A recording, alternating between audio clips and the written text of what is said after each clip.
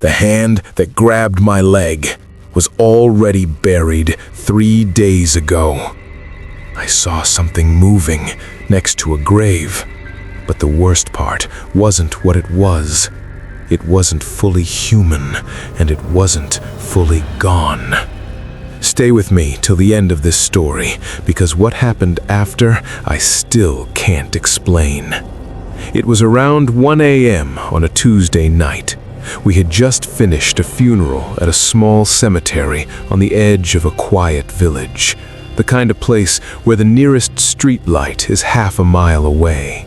Everyone had already gone home, but me and my friend Marcus stayed back, just to take one last look at the grave before we left. The night was completely still, cold wind moving low through the grass, a dog barking somewhere far in the distance. And then I saw it, a figure slowly walking alongside the grave, not away from it, not toward it, just alongside it. At first, I told myself it was just someone who stayed behind, a family member, maybe. But when I focused, my stomach dropped. Its feet weren't touching the ground, not floating high, just skimming, and its body kept shifting at the edges, like smoke being pulled apart by wind. I grabbed Marcus's arm and whispered, "Do you see that?"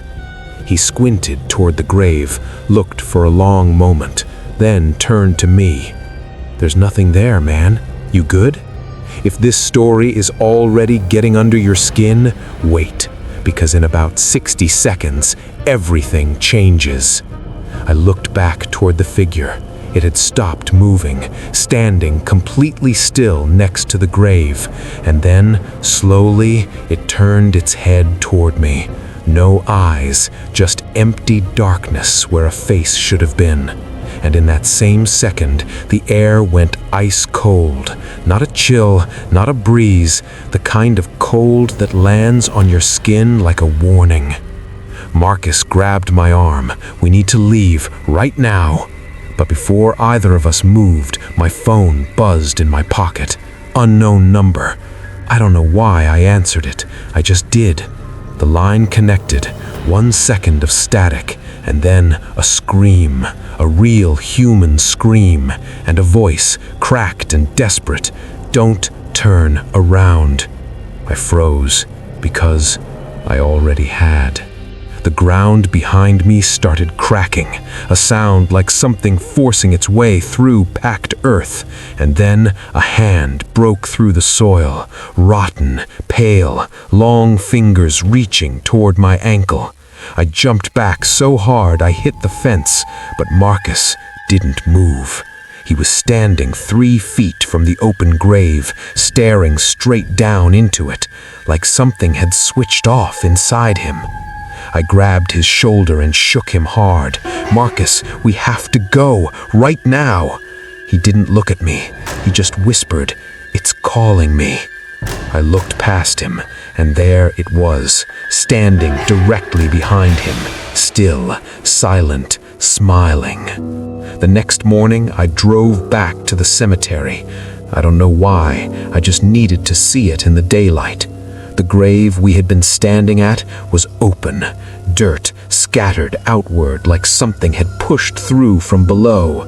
Marcus never came home that night.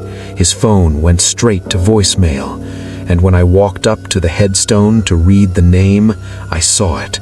Right below the engraved name of the person we had buried, someone had scratched 2 fresh lines into the stone. Marcus's name and mine. Some graves don't just take the dead, they choose who's next. If you made it to the end, you already know this story isn't finished. There's another one waiting, and it's worse. Check the next video. And if this got to you, subscribe, because I post every week, and every story is real.